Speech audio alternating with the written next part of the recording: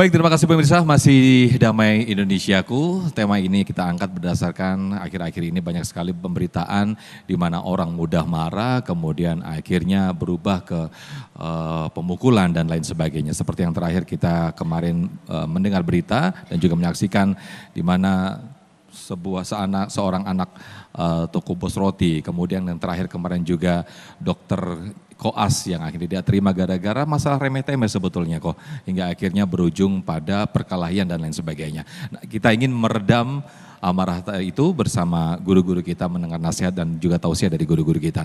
Kami persilahkan Mas Tegar ya, Akhina Tegar yang akan mengajukan pertanyaan. Nanti Masya Allah ini masih pemuda kita dan akan dijawab oleh Ustadz Qaudani Slim. Silakan Akhi Tegar.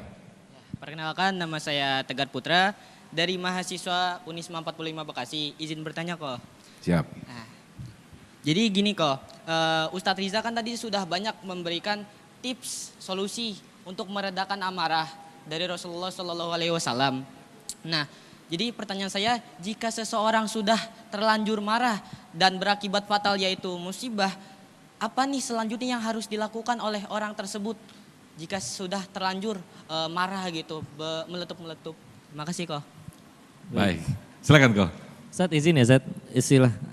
Jadi ini tuh bismillah ya, maha baiknya Allah.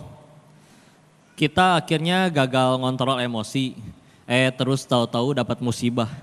Musibahnya itu juga tetap nggak sia-sia. Akhirnya misalkan marah, orang juga kesal sama dia digebugin. Digebuginnya itu juga nggak ada sia-sia. Setiap pukulannya lumayan tuh, ngurang berapa dosa tuh. Kalau mau ngukur kesananya mah, ya. Makanya kan tinggal balik lagi nih. Kita tuh marahnya mau gara-gara apa sih? Ya. Kalau dari contoh-contoh video yang di awal itu kan marahnya punten ya. Ngerasa kayak dirinya layak marah, punya kelebihan, punya kuasa. Jatuhnya itu naudzubillah, bisa jadi dibikin akhirnya kejadian kayak gitu, akhirnya ada yang ke penjara atau dihujat oleh netizen. Ya tadi soalnya kan disebutkan ya bahwa kesombongan itu adalah selendangnya Allah kalau di hadis qudsi ya. Sedangkan kita kalau pakai selendang udah tampil rapi, tahu-tahu dicomot orang kan nyebelin gitu. Sedangkan kita hamba, lemah, jahil, fakir, zolim, terus sok-sokan nindas hamba yang lain teh apa, emang jagonya teh di mana? Ya. Harta dia titipan, jabatan ada yang belum 5 tahun udah ketangkep KPK. Ya. Cantik, tampan, udah habis dimakan umur. Pernah ada perempuan ngerasa cantik sekali dan ngerasa naudzubillah sampai akhirnya jadi sombong ya. Begitu beres sholat, di mukenanya itu ada beras nasi, kalau udah kering kan jadi keras. Ngesap muka, baret tuh yang merah di mukanya. Ya. Ya tinggal kita mau gunain untuk apa nih? Nah, kalau kita salah fokus nanti stres. Contoh ya, contoh. Artis ketahuan selingkuh. Kalau dia sibuknya cuman mikirin, salah fokus mikirinnya adalah gimana ya followers kayak kabur, gimana ya endorse hilang, gimana ya kontrak sinetron diputus semua. Kalau itu yang dipikirin, stres. Padahal apa yang seharusnya dipikirin, gimana caranya gara-gara kejadian ini saya jadi diampunin Allah. Udah weh.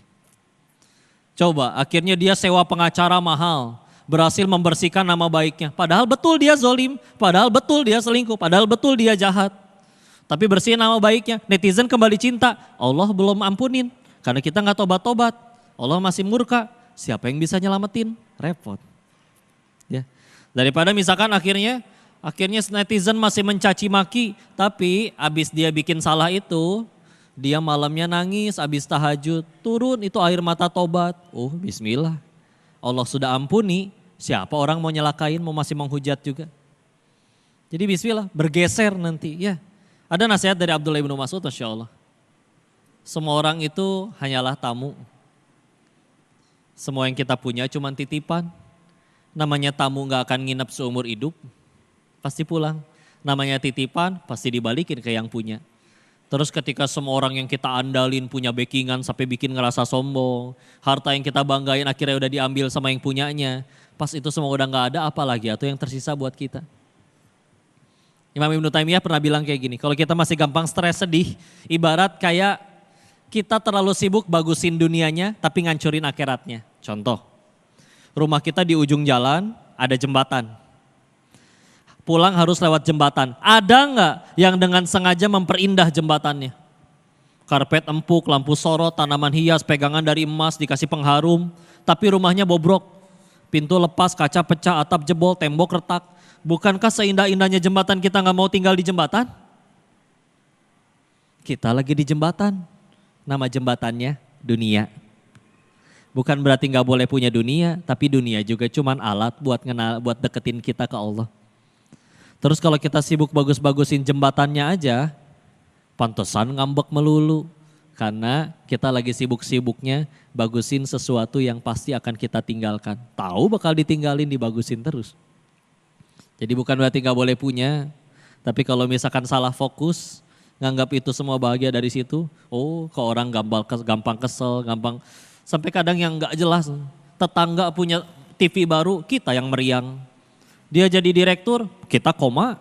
Pas dia jadi bos, akhirnya kita meregang nyawa. Naudzubillah. Ya, udah tenang aja. Udah diaturin sama Allah ya. Amin, Wallahu amin. a'lam bishawab. Masya Allah. Terima kasih Ko Denis Lim atas jawabannya.